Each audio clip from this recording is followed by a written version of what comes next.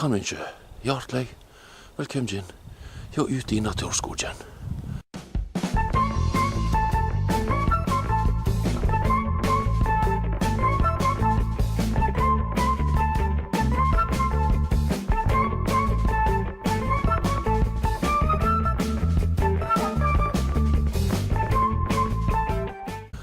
Som i dag på vei hjå gamleplassen. Her kan vi se denne motorveien som de har begynt å lage. Og de har prøvd å lage et digert hinder i form av ei haug med drit og ei gravemaskin. Den kommer rett ifra Komatsu og er sikkert veldig bra, men ikke bedre enn oss. Nå skal vi jaggu forsere begge hindra en gang. Da har vi altså kommet forbi denne digre haugen med drit, og neste hinder blir å komme seg forbi denne digre gravemaskinen, og du tenker nok, nei, dette blir jo helt umulig. Men nå skal vi se. Nå skal vi rett og slett bare gå rett forbi. Det var enkelt. Og her har vi altså stien vi har pleid å bruke. Noe redusert. Ødelagt, vil noen si. Men vi er med friskt mot. La oss gå opp der.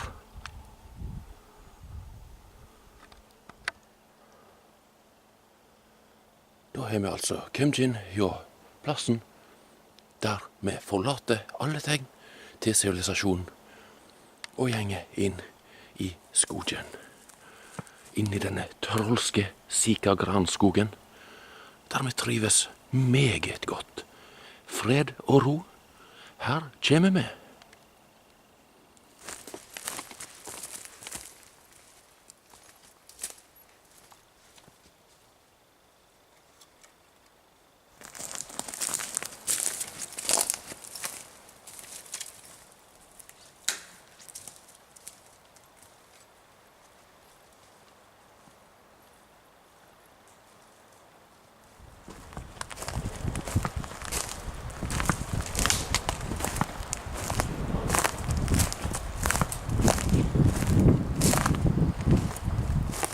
Da var vi jaggu framme. Her kan vi ikke se noe spor av menneske. Noe som tilsynelatende betyr at vi har fått ha denne plassen helt i fred.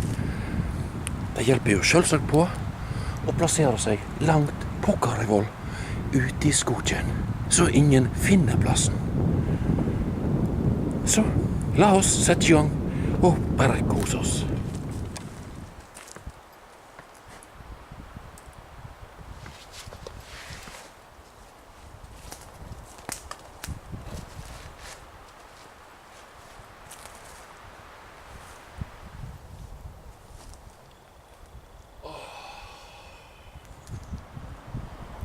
Da er altså flagget heist, eller t-skjorta hengt på tørk.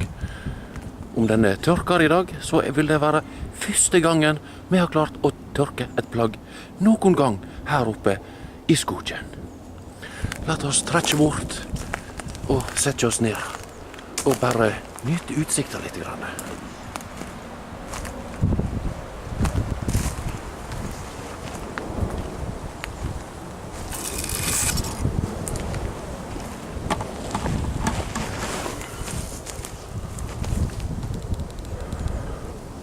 Og da undrer du nok på, hva har denne rabagasten i skogen tenkt å gjøre i dag? Vel, vi har hverken mål eller mening med denne turen. Det eneste vi har tenkt å gjøre, er å lage oss litt grann middag i form av en real turmat, og ellers henge opp hengekøyen og bare henge i skogen. Kanskje henge akkurat her vi sitter nå, så vi har denne fantastiske utsikten å brynje oss på. Så, la oss gå tilbake.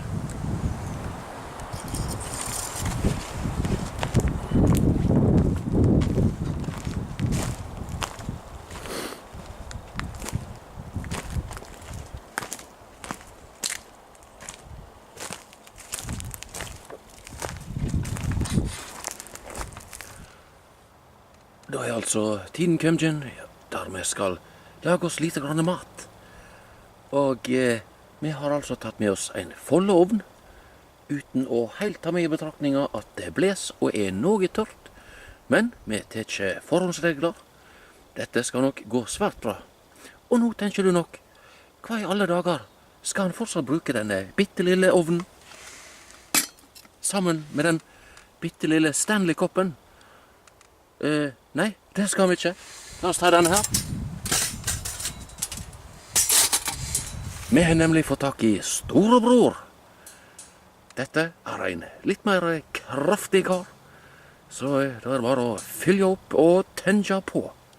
Og selvsagt ha lite grann kvatten klar, så ikke vi starter noe brann eller annen faenskap.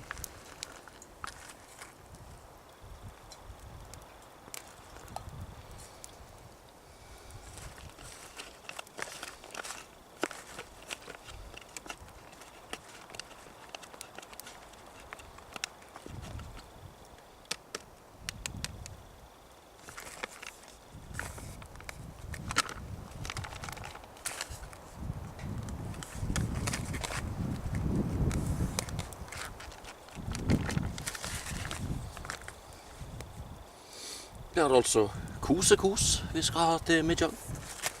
Og så skal vi jaggu spandere på oss litt grann te når vi eter. Det er litt grann svart kurant.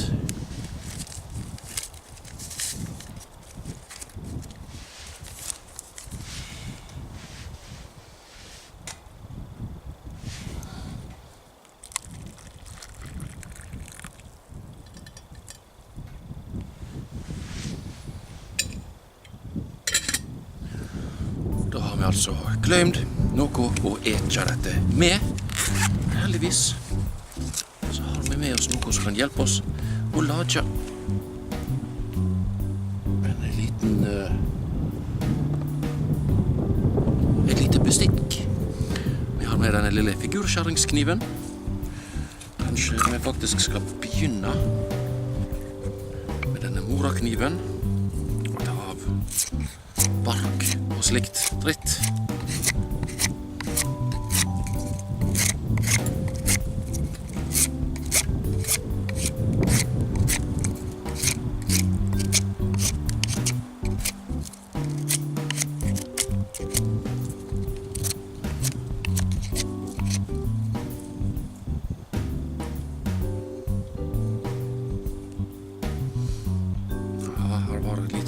Luskekvist, som jeg liker å kalle det.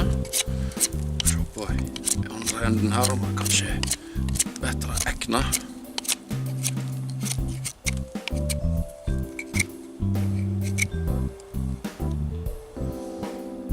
Ja, her skal vi prøve, ja. Vil vi først lage noe flat hjå enden.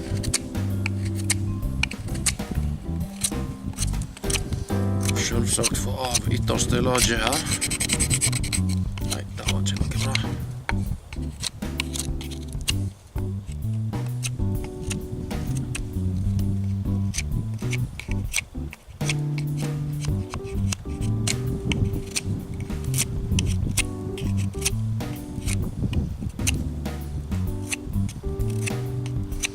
Vi merker også at denne kniven trenger litt såkalt TLC. Den har joggu vært skarpere før. Ja, den har faktisk blitt meget dårlig.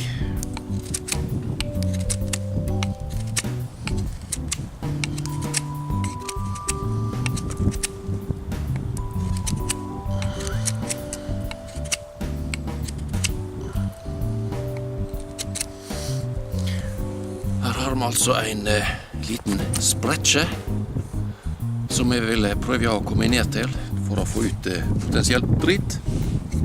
Det kan være mye rart inni der. Og det er ikke det vi skal prøve å ete i dag.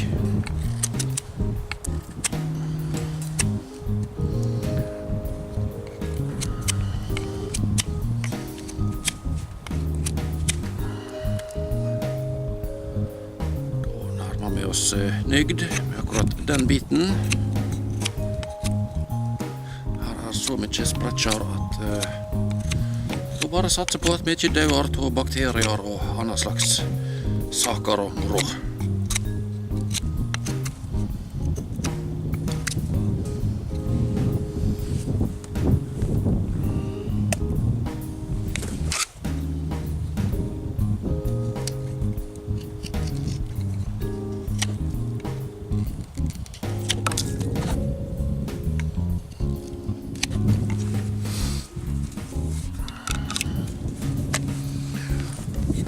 Så fått den litt sånn artige former med et godt potensiale. Og da tenker vi, denne her, er det til hest, sier du? Nei, det er bare en kniv som er bøyd, noe voldsomt. Og det var ikke skogen enig i, men det får så være. Så se om jeg klarer å få lage den noenlunde nedsøttig i midten her.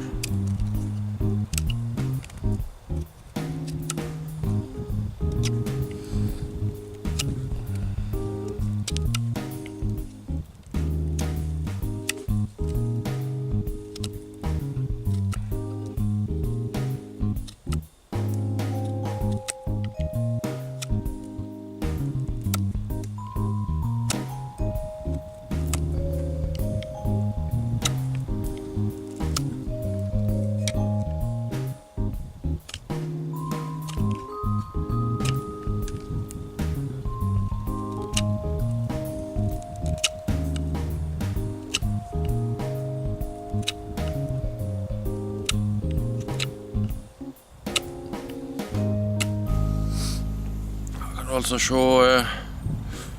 begynner å nærme seg noe litt mer vettugt eterredskap. Jeg skal bare fortsette og prøve å hule ut midten her.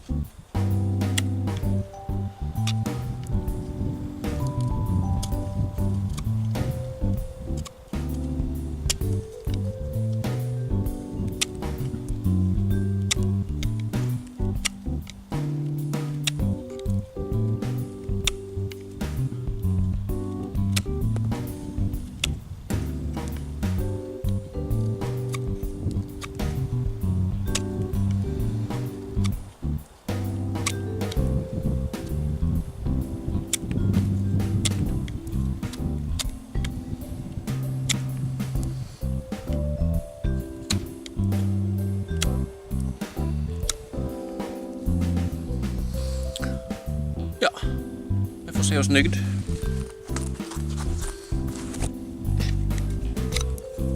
Og så skal vi ha fram igjen denne rakkeren. Og så skal vi prøve å gjøre utsiden her lite grann bedre format til å stappe inn i etehålet.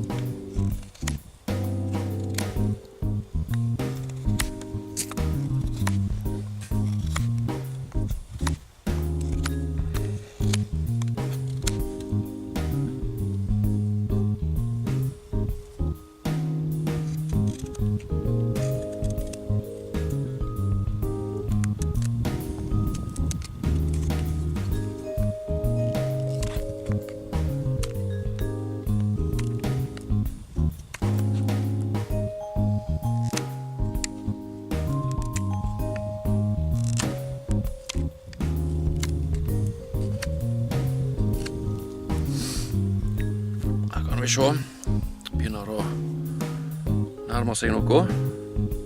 Et slags eterredskap. Litt grann mer arbeid nå, så er vi i mål.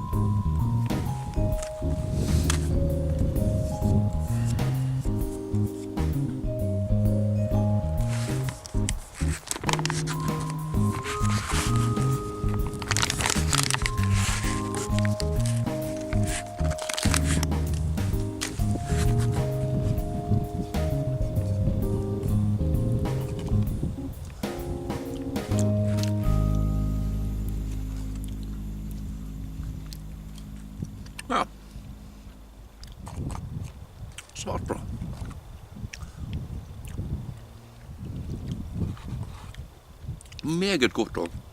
Første gang vi prøver denne. Svært imponert og nøyd.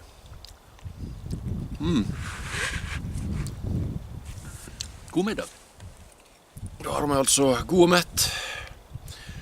Denne lille rakkeren her gjorde jobben svært godt. Skal ikke mer til for å få gode verktøy. Sånn nå. Så vi bare har oss litt damp.